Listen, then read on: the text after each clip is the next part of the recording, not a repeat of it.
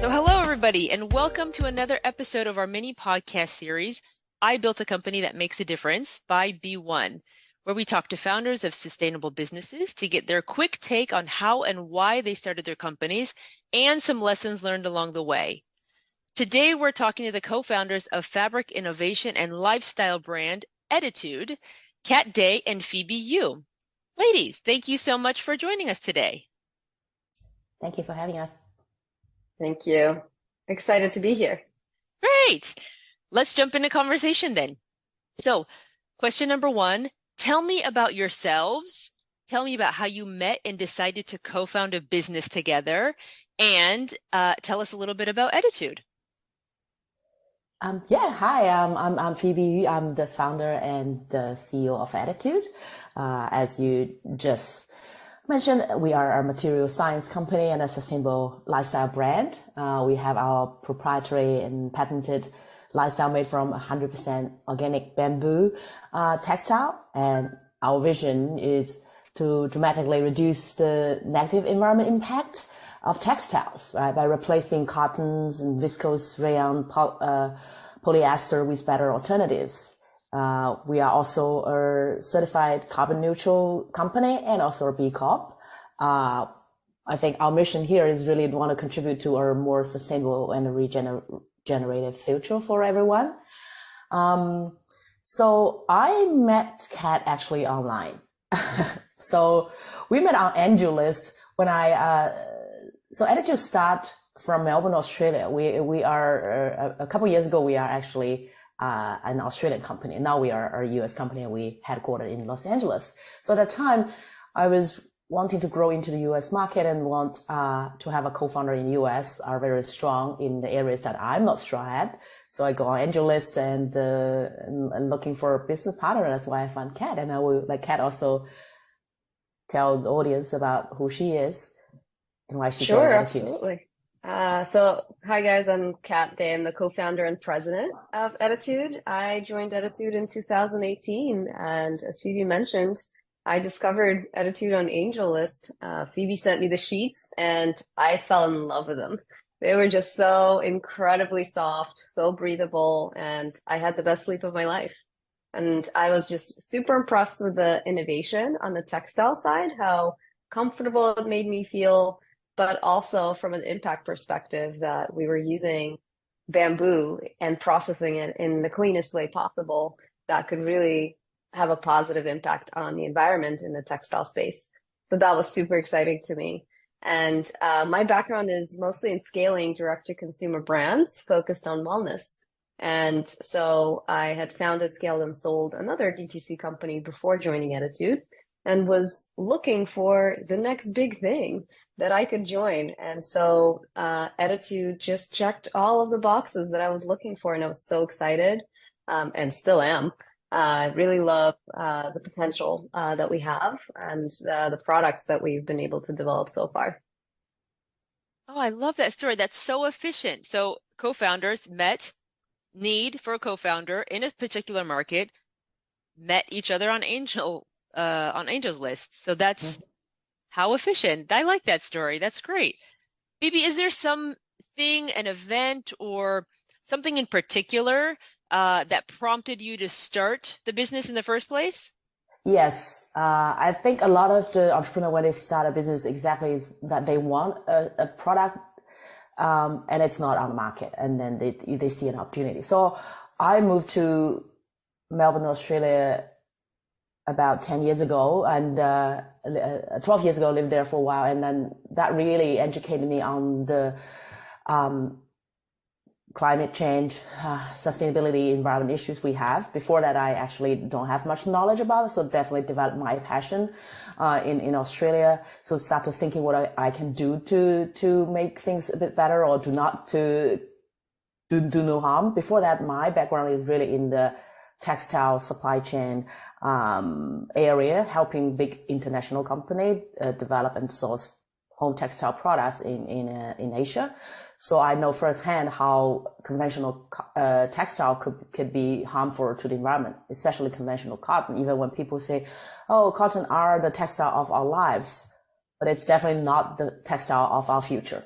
it just uses a lot of toxic chemicals for grow. You need a lot of water. So it's bad for the growers. And also it's not efficient. As you mentioned the word efficient, it's not a very efficient crop. So started to think what could be a better alternative, because I also want a good cheese. I'm a person who loves sleep a lot. So that's why I also started Attitude to start with bedding. It's just like, oh, people put a lot of effort on the textile, maybe in the clothing, but they definitely was overlooking what's on your bed, or, you know, what's you're in bed with, right? And that's a lot of textile. If you think a set of sheets, that's probably 6 meters textile there. So that's a big impact that I can make. So that's by utilizing the latest lifestyle technology, but pair with the organic bamboo as its input instead of tree. So we're able to create this very special, innovative textile. We call it clean bamboo. It's just because it doesn't use any harmful chemical. It is a closed loop manufacturing process that we will recycle the water in it and also recycle that organic solution we use to dissolve the bamboo to get the fiber out. So it uses 200 times less water than conventional cotton, and also save 38% of carbon emissions. So after a couple years of R&D in the textile, so I finally are happy with the quality and first launch in Australia. Just at that time I live in Australia, but from day one I want Attitude to be an international company, to be able to serving customer from all over the world to make more impact globally. Wow, those are some big numbers there with regards to environmental impact. Mm-hmm. That's crazy. Yeah. Okay. So if we get into a little bit the sustainability journey, because for you guys building a business, again, you have the R&D portion of it. I mean, this has been a big journey. I imagine it's been pretty intense as well. Mm-hmm. Can you just talk to us about 3 things? Your biggest success to date, your biggest failure to date. There are a lot of other entrepreneurs and folks running businesses who tune into us, especially on the sustainability business side. And then the last thing, the most important lesson that you've learned to date. Sure. I think our biggest success today, there are 2 of them. The first one, of course, is on our fabric innovation.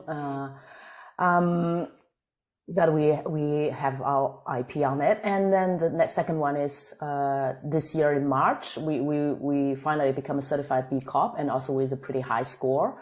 That's 18 months of hard work from, you know, the whole team, and also our vendors or you know, helped giving us a lot of data, what they're doing. And, so that's the 2 of the biggest success. Yeah.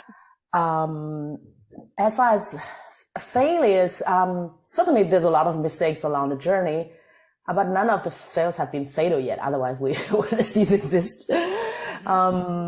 So I think we usually don't call it failure, we more call it learnings, or even tests. Like for example, when we first launched the fabric, it's not as good as these. We kind of constantly even keep improving it last 4 years. So when it launched, it's already pretty good, but there's always something you can make it better. So things like getting the yarn to be strong, but still very fine, no pilling, and then be able to dye very vibrant colors, and the colors won't go off because the fabric's pretty silky smooth. It's actually difficult for a darker color to take on. So that's a lot of you just have to iterate, test it, and see how it goes. So I think, Kat, do you think of more that kind of examples? Can you think more of examples that I've learned? Yeah. I mean, definitely a lot of learnings. And even, we constantly do testing, right? Even on the marketing side. Mm-hmm. There's testing on the product development side, of course, as Phoebe mentioned. It took a while in the R&D process, almost 4 years. Mm-hmm. But once the product is ready, there's a lot of testing that we did on the marketing side. And as a DTC brand, it's actually quite easy to do because you can easily change your ads, or you can easily change your email or your website. So because we are a direct-to-consumer brand, it kind of enabled us to get that feedback really quickly. And we continue to do that. We're constantly testing landing pages, what's actually resonating. And as a company that has multiple different products and so many different benefits that appeal to different kinds of people, we have to be really smart in terms of how to prioritize our messaging. Do we talk about how soft it is? Do we talk about how it's breathable and actually makes you sleep better? Moisture wicking, prevent night sweats. Great for skin conditions if you're hypoallergenic. So all of these types of benefits, we need to figure out how to prioritize them. And it doesn't always work if you talk about the wrong one to the wrong person. So I would say those were some really good learnings. Oh, that's fantastic. I would say, yeah, we approach this like athletes. I think in the list on entrepreneur journey, I often talk about it's like when you exercise, you try to lift a heavy barbell, you couldn't at the beginning, and you drop it. It's fine. It's not killing you. You rest a bit. You try it again. Eventually, you lift heavy and heavy, weight. And recently, I took on start to like bouldering. Same. You climb a wall and you fell off, but there's cushion pads there. It's okay. You're not injured. You rest a bit, you get back on the wall again, but you're getting better and better every time. And sometimes you might hit a plateau. You just, keep hitting the same wall and keep falling, and then maybe do something else and come back, and you suddenly like, oh, okay, so easy. I just feel that's a lot of similarity of athlete kind of approach to running a business. Yeah, that makes a lot of sense. Entrepreneurship in the analogous to athletics or to training for anything. But yeah, training and honing your body and your skills to do something better and better. That makes perfect sense. Yeah. Awesome. Well, Kat, you have a lot of experience in direct to consumer. You both have different pockets of experience, and now with ettitude, dealing with consumers on all the time. As you're talking about marketing, testing, to figure out even as it goes down to verbiage or call to action or like colors, branding, what ad looks like. So testing all of the time. So you guys have a lot of experience dealing with consumers. From your vantage point, if there was something that you could get 85% of the world to adopt in terms of a single behavior or action to further sustainability, environmental sustainability, what might that be?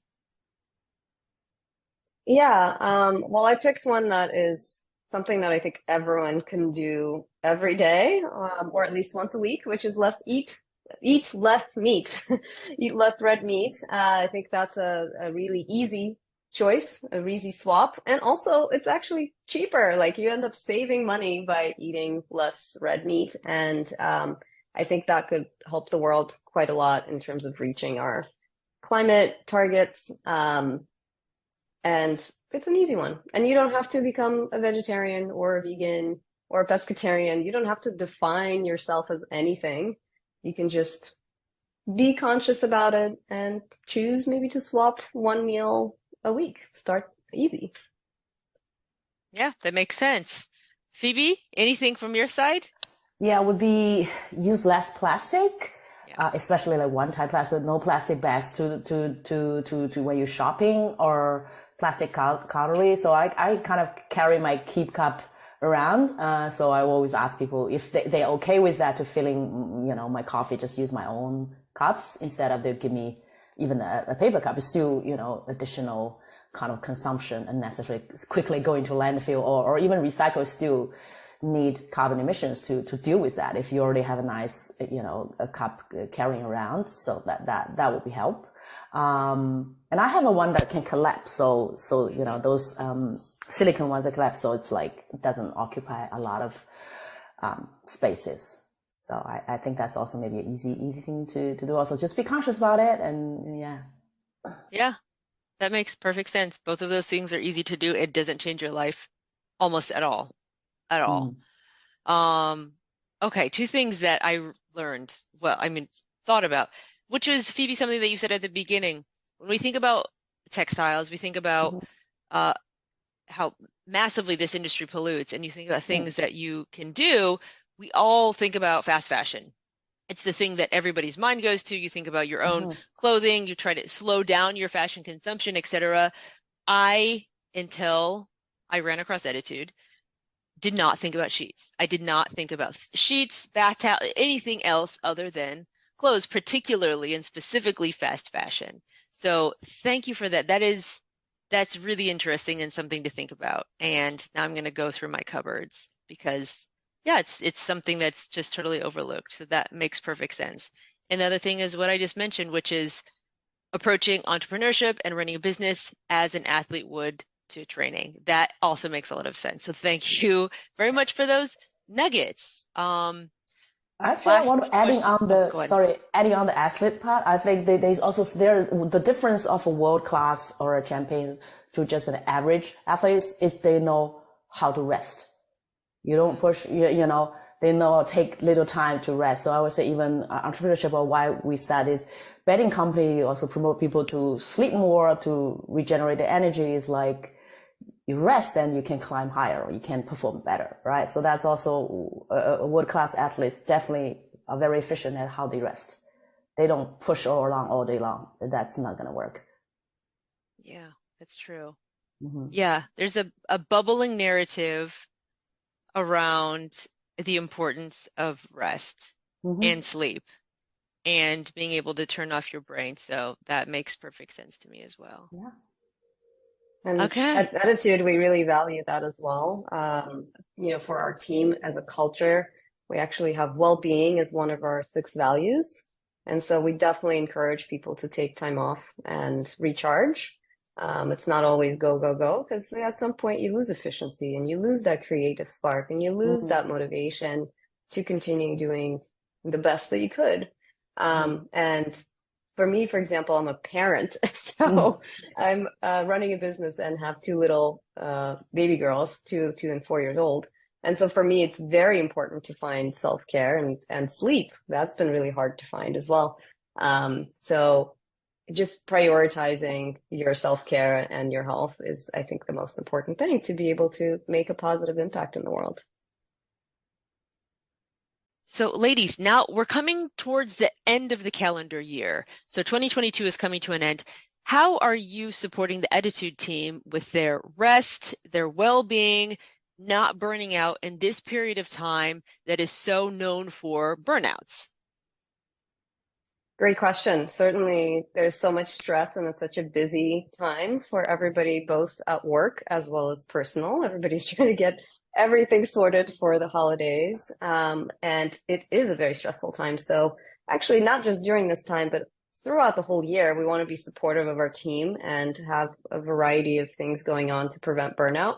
But specifically in this time of the year, we actually have a no meetings week, which is the last week of the year, where we say we're not going to have all of our regular meetings. And this is a time for you to focus. If you're not taking time off, you can just use this time to do some regrouping on what you've been wanting to do this entire year. I just didn't have time to get to.